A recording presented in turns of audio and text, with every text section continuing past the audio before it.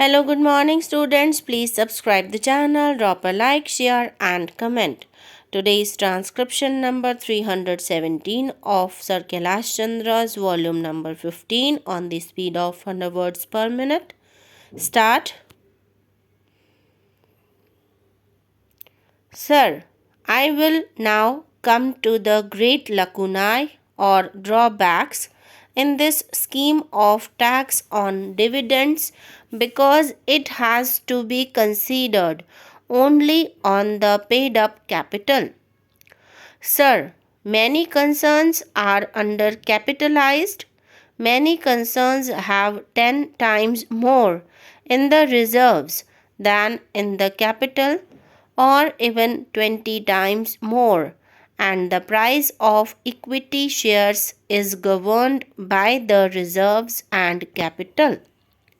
The same thing is seen in the case of the banking companies where they are called own funds. So, whether it is capital or whether it is reserves, I think, sir, they should be treated on par. I do not know why the finance minister has taken this attitude of not taking the paid up capital and reserves together. On the basis of having the paid up capital and reserves together, he would have made the slabs narrower than what they are today. Today, the slabs are 6% to 10% and 10% to 18% and over 18%. If he had taken both items together, then the slabs would have been narrower. But that is ultimately the scientific structure, in my opinion, for levying taxes on dividends. After having taken this step, I would request him to do one more thing. If people make an application for converting reserves into capital, permission should be given very generously. There should be no hindrance in the way of companies converting their reserves into capital. Such a change would serve the purpose that we have in view because once the reserves are converted into capital, they will be used only for expansion, for renovation, and for reconditioning. They will be used in a manner which will serve the cause of the country because if the capital is to be reduced subsequently, then permission or sanction of the government is required. Therefore, sir, I suggest that ultimately return should be calculated on paid up capital and reserves put together, and this is more scientific. Sir, let us see what good will be achieved by this tax on dividends. Either people will pay taxes on dividends or they will plow back the profits into industry, and by this process, industrialization will not be retarded, but, in my opinion, it will be accelerated. People will be forced to plow back their profits for fear of having to pay more.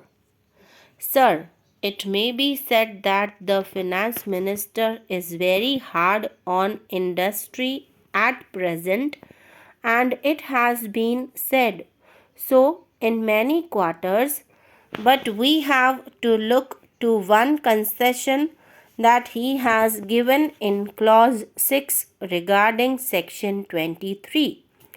He has reduced the percentage of distribution from 60 to 50. I think, sir, this is a very welcome feature. This was overdue because if industrial concerns want to plow back the profits for expansion or for reconditioning and renovation, they should be allowed to do so. This gives us an idea about his inclination, which is that the country should be industrialized at a fast pace, and on this account, he has given this concession. He is giving exemptions in certain cases in order that the concerns may expand by not distributing any dividend. In giving such exemptions, I hope he will be very generous. Now, sir, I would come to the third point about depreciation allowance, development rebate, and compulsory deposit. This has been a very controversial point amongst the industrial and business circles, and rightly so. In the bill, as it has been drafted, government have taken too much power for asking concerns to deposit a percentage on account of profits and gains before the 30th of June if certain conditions exist regarding reserves, fixed assets, and so on. He has done this with a purpose, and I quite understand it, but the way in which it is put is simply embarrassing to those who are carrying on business and industry. He has assured us that he will use this power in the most liberal manner, but that assurance could very well have been implemented by having some changes in the clause which has been brought before the House, because this deposit has to be made before the 30th of June.